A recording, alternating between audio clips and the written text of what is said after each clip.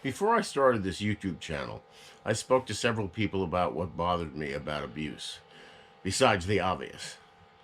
I believe our history, reaching back to ancient times, is a fabric of abuse, which can be considered the basis of our society. Yes, I'm saying that abuse fuels our society, at least in part. This may sound ludicrous to you, but if you piece together many of the events and actions found in world history, you can see that abuse drives a healthy amount of large-scale and smaller-scale atrocities. War, invasions of countries, witch hunts, the killing of millions of peasants. Just open your history book. Now that sounds very intellectual, I know. But look at it this way. History is full of absolutely horrible abuse. No, history does not show that most of the time people were generous and considerate of their fellow men. Thousands were murdered to satisfy the pointless ambitions of irrational human beings.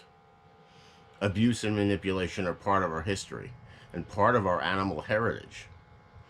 Abuse does not have to be about children or marriage.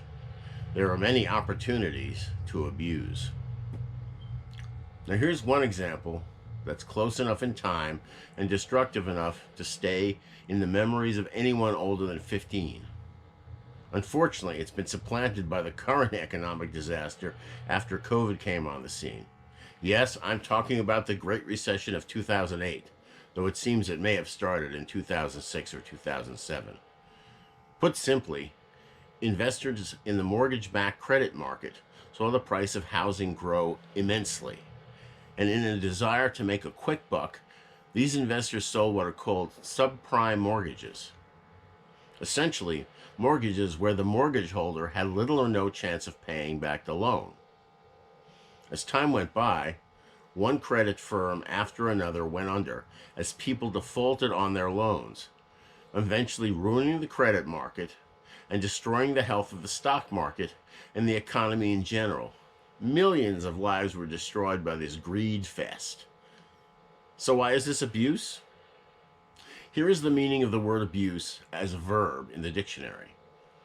Use to bad effects or for a bad purpose, misuse. Example, the judge abused his power by imposing the fines. In this case, investors put their money into subprime mortgages to be able to sell more mortgages and gain commissions. This seems to be the short-term thinking that has overtaken business practices in the last couple of decades in American companies. In this case, selfish brokers opted for a short-term gain and jeopardized the companies they worked for. And in the end, the cancer they spread to their company spread to the economy at large, creating an avoidable and epic recession. Of course, since there were no children or women involved, many of you will think this is just predatory business practices, as old as time itself. It can't be abuse. Or can it?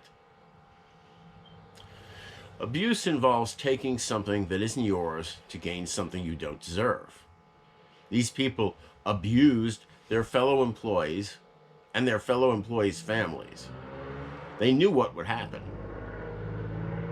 And while it may not have occurred to them that the entire economy would tank, it must have occurred to them that they were stealing from their own kind. Those that lost their jobs and their futures were abused. And so then was the rest of our country. So what's the point of all this? In the videos I've done so far, I haven't strayed into politics.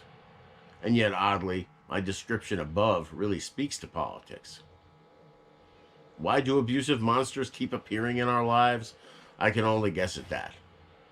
But I can certainly say that cruelty and fear seems to be part of our lives and fuel for abuse.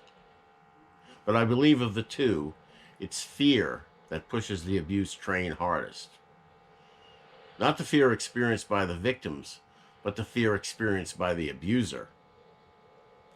In the last few years, we've seen children put in cages, ripped from their parents, We've seen troops with hidden faces brought into places where they don't belong by American law or morals, like some science fiction movie made in the 60s.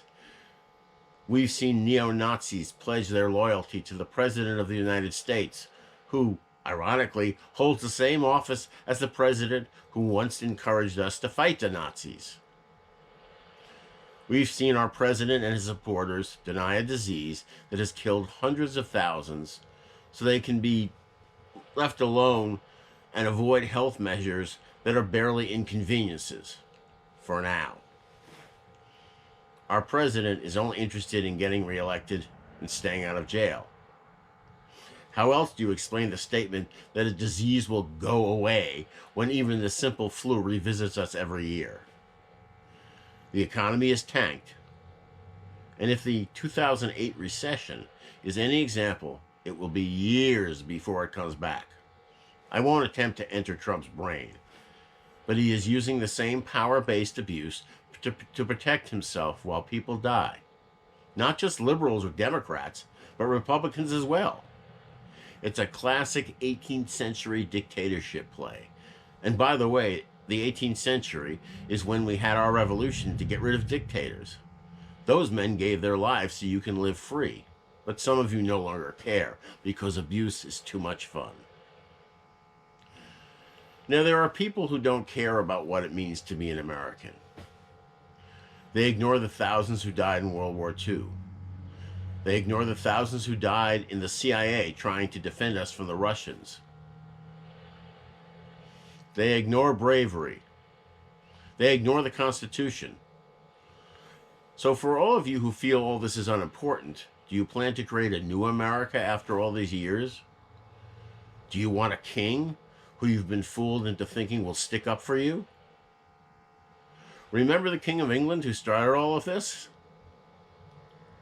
As we learned during the Revolution, kings don't stick up for anyone but themselves, and sometimes other kings. The Donald is the type. He's already talked about dictators and how he admires them. He is a dictator in the making, and he is abusing American people by allowing the disease to spread when there are any number of measures he could have taken to bring the virus to its knees. New York State and other countries have shown that the correct actions would have saved both tens of thousands of lives and the economy.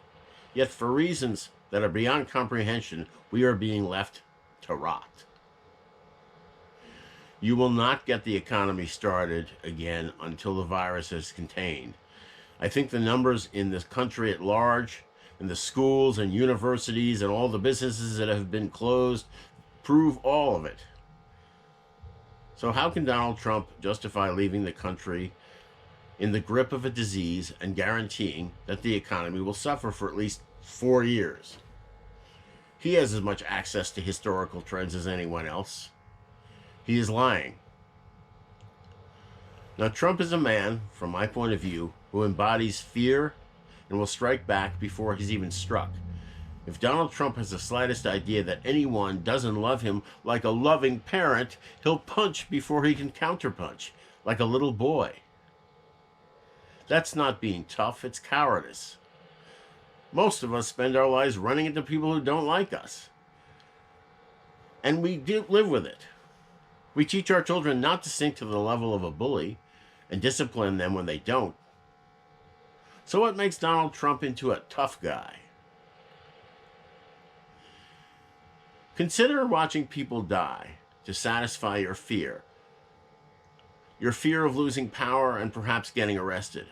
I consider this disgusting, and that fear is driving Donald Trump.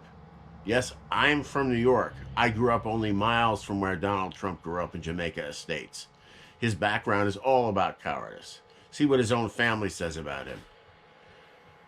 He has said he wants to be president for life, echoing the words of Papa Doc, one of the most brutal dictators ever in Haiti.